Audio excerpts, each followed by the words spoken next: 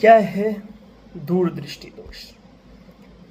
दृष्टि से आपको समझ में ही आ रहा होगा कि हमने आंखों की बात कर रहे हैं, और दोष का मतलब है कि कुछ ना कुछ खामी हो रही होगी। लेकिन अगर आप देखेंगे इसका नाम है दूरदृष्टि दोष, तो इससे लगेगा कि हमें दूर का शायद दिखाई ना दे रहा हो, बट ये अपने नाम का बिल्कुल विपरीत है। दूरदृष्टि दोष में हमें दूर की चीज़ें एकदम साफ दिखाई देती हैं, लेकिन जो हमारे पास की चीज़ें हैं वो हमें धुंधली दिखाई देती हैं। इसे इंग्लिश में हाइपोरेपिया भी बोलते हैं। अब ऐसा क्यों होता है?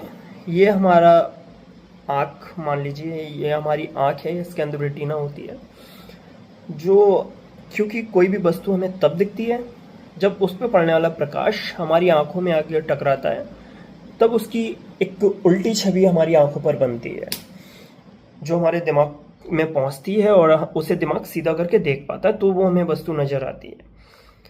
लेकिन इस बीमारी में, दूरदृष्टि दोष में, जो प्रकाश है वो रेटिना के पीछे पड़ता है। मतलब आप ये मान के चलिए, ये रेटिना है, प्रकाश को आना था और यहाँ पड़ना था, वो पड़ रहा है आकर के इसके भी पीछे। अब अगर इसके पीछे पड़ रहा है तो हमें इसके पीछे की चीज़ कैसे दिखाई देगी? ठीक वही कारण है कि जब प्रकाश रेटिना के पीछे पड़ रहा है तो वो हमें नहीं दिखेगा। इसका मतलब है प्रकाश जो है वो बहुत ज़्यादा फैल रहा है, हमारी आंखों में फैल रहा है, जबकि उसको एक निश्चित अवधि में फैलना था वो, लेकिन ज़्यादा फैल गया, जिस वजह से वो हमारी आंखों के पीछे के लिए बन रहा है। तो इसको हम कैसे दूर करते हैं?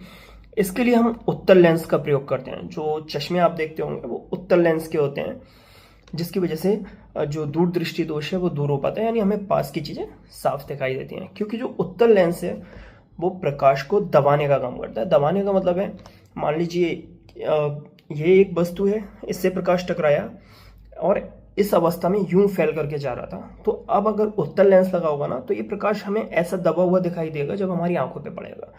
तो बस यही कारण है कि दूरदृष्टि दोष को दूर कैसे किया जा सकता है। आपको अगर ऐसी छोटी मोटी इन्फॉर्मेशन अच्छी लगती हो तो आप हमारे साथ जुड़े रहिए, हमारे चैनल को सब्सक्राइब कीजिए, लाइक कीजिए और आपके कमेंट्स ज़रूर कीजिए।